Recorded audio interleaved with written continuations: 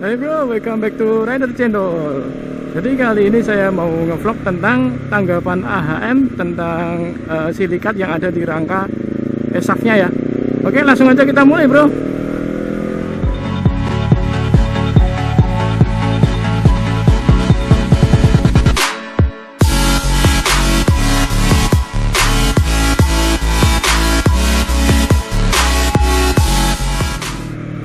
Oke bro, jadi sebenarnya hal yang sangat-sangat aneh ya dari Honda AHM sendiri. Mengapa mereka memberikan tanggapan yang sangat aneh? Karena yang pertama, mereka itu menganggap silikat itu sebagai sebuah penangkal korosi ya. Silikat itu sebenarnya adalah menurut kimia ya, itu suatu senyawa yang berupa mineral yang mana dia memiliki senyawa anion ya. Anion itu biasanya negatif dan juga dia memiliki satu atom inti atom yang terdapat silikon di dalamnya yang dikelilingi oleh elektronegatif. Jadi yang mana silikat ini sebenarnya bisa menyebabkan korosi ya bro ya. Dan yang namanya silikat itu akan selalu muncul ya, biasanya muncul setelah adanya proses pengelasan pada besi ya. Jadi setelah pengelasan pada besi itu secara alami ya, secara sendirinya cairan silikat ini akan keluar dan bentuknya itu seperti silikon ya bro ya. Bentuknya itu seperti silikon yang warnanya kuning ya, seperti yang kita lihat di sosial media banyak banget kan. Nah itu seperti itu yang diklaim oleh Honda, itu malah membuat yang namanya rangka ESAF ini menjadi tahan karat. Padahal sebenarnya silikat ini harus dihilangkan bro ya. Silikat ini sejatinya itu harus dihilangkan. Kenapa harus dihilangkan? Karena dia salah satu penyebab karat ya bro ya pada besi, dari hasil oksidasi yang dihasilkan setelah proses pengelasan gitu.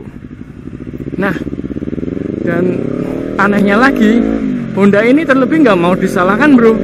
Tetap mereka ngotot kalau silikat itu benar-benar mereka ciptakan untuk melindungi untuk melindungi besi atau rangka ESAF ini dari yang namanya korosi atau karat ya bro. Jadi ini tanggapan yang benar-benar aneh ya. Dan nggak mungkin ya, ini sudah pasti para konsumen Honda atau pecinta AHM termasuk saya ya, yang notabene saya menggunakan motor Honda juga ya. Di harian saya juga menggunakan Vario ya kan. Dan untuk San Mori, untuk hobi saya juga menggunakan Honda CBR 250RR ya. Nggak main-main bro, saya sekarang ini fans boy Honda juga ya. Jadi di sini saya benar-benar menjadi kecewa juga ya sebenarnya sama AHM. Walaupun saya tidak menggunakan motor berangka ESAF ya, saya selaku konsumen juga mungkin mewakili beberapa konsumen yang sudah membeli dan mungkin merasakan produknya tidak sesuai dengan apa yang mereka inginkan. Jadi seperti itu ya. Itu benar-benar tanggapan yang aneh ya, tidak mau disalahkan dan mereka tetap menyangkal yang namanya itu silikat ya. Sebenarnya silikat itu harus dihilangkan setelah proses pengelasan bro. Dan menghilangkannya itu gimana caranya? Cara menghilangkannya itu dengan cairan khusus ya, cairan khusus untuk menghilangkan silikat ini agar tidak terjadi korosi. Nah, dan cairan silikat ini harus dihilangkan. Setelah itu pada bagian besi itu harus dicat melalui beberapa tahapan ya. Di antaranya adalah yang pertama adalah primer. Primer itu seperti lapisan pertama ya. Kemudian intermediate itu tengah setelah lapisan pertama ya. Kita mungkin sebutnya epoksi ya untuk yang pertama itu. Kemudian intermediate itu lapisan yang di tengah. Kemudian ada lagi lapisan terakhir yaitu namanya top coat. Top coat itu top coat itu ya. Top coat itu adalah lapisan yang biasanya memberikan warna pada sesuatu benda yang dicat ya. Jadi semua itu sudah aman, silikat sudah dihilangin dengan cairan khusus, kemudian dicat tembak pertama primer, terus kedua kita cat lagi menggunakan lapisan intermediate, kemudian setelah intermediate ditembak lagi menggunakan top coat ya. Top coat itu ya yang memberikan warna tadi. Nah itu jaminan pasti sudah aman dan nggak bakalan berkarat. Oke.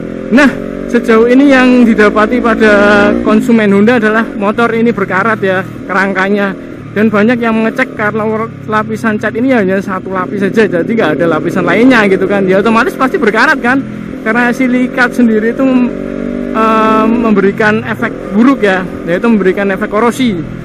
Nah lalu bahkan sampai Kementerian Perdagangan ya, Dirjen Kementerian Perdagangan juga sampai turun tangan ya untuk mengingatkan AHM melakukan tindakan uji lab seperti itu, dan mencoba membuka hotline bagi para konsumen ESAF ya, motor ini baik Vario 160, Beat Street, Honda Genio dan juga Scoopy. Nah seperti itu. Jadi mereka memutuskan untuk akhirnya membuat hotline dan mengalami hal tersebut untuk mendatangi Honda ya. Tapi tidak sampai di situ bro, Kementerian Perdagangan juga memerintahkan untuk melakukan recall, tapi sepertinya pihak Honda pun juga belum mengiyakan gitu untuk melakukan recall. Coba bayangin kalau semua di recall rangkanya bro, itu bakalan seperti apa gitu kan. Itu yang di recall rangka bro, nggak main-main bro. Bahkan sempet Honda itu posting harga rangka, jadi kan malah kesannya kelihatan banget gitu, kelihatan banget kalau si rangka ini bener-bener ada masalah dan sampai dibuatin price list yang namanya rangka gitu kan. Jadi membuat tanda tanya pada orang gitu kan. Nah dan yang anehnya lagi, Honda ini malah menyangkal ketika diwawancarai ya, bahwa produknya itu baik dan mungkin saat terjadi patah rangka itu terjadi karena mungkin kelebihan beban yang pertama, kedua karena terkena benda-benda tumpul atau benda-benda yang ada di bawah ya saat berkendara gitu. Jadi itu kan benar-benar aneh bro, dan juga hidup di pesisir ya. Tapi nyatanya banyak yang tinggal di pesisir dan itu toh juga nggak apa-apa, nggak ada pengaruh apa-apa gitu kan. Itu benar-benar suatu hal yang mengejutkan kita ya, sekelas Honda bisa seperti itu ya.